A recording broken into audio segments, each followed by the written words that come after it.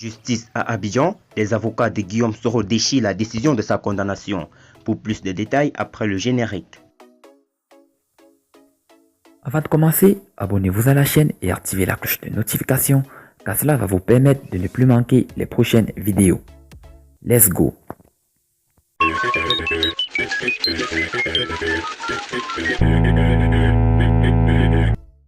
Les avocats en charge de la défense de Guillaume Soro ont réagi suite à la condamnation à 20 ans de prison ferme de leur client prononcée le mardi 28 avril dernier par la justice ivoirienne.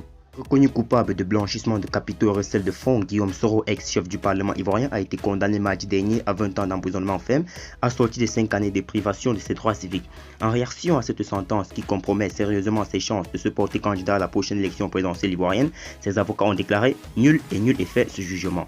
Le jugement correctionnel rendu le mardi 28 avril 2020, notamment en violation et au mépris de la décision de la Cour africaine des droits de l'homme et des peuples rendue le 22 avril, est nul et de nul effet, c'est-à-dire comme n'avoir jamais existé et n'a aucune incidence sur la situation de M. Guillaume Kibafori Soro, a déclaré le collectif des avocats, au nombre desquels Mme Afoussiata Bambalamine.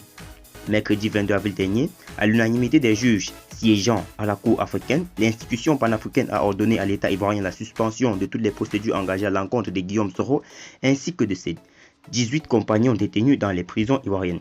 Cette décision demandait également la levée du mandat d'arrêt international émis contre le patron du GPS et la mise en liberté de ses lieutenants. Une décision froissée par l'État ivoirien qui a décidé de retirer sa déclaration de reconnaissance de la compétence de la Cour africaine des droits de l'homme et des peuples.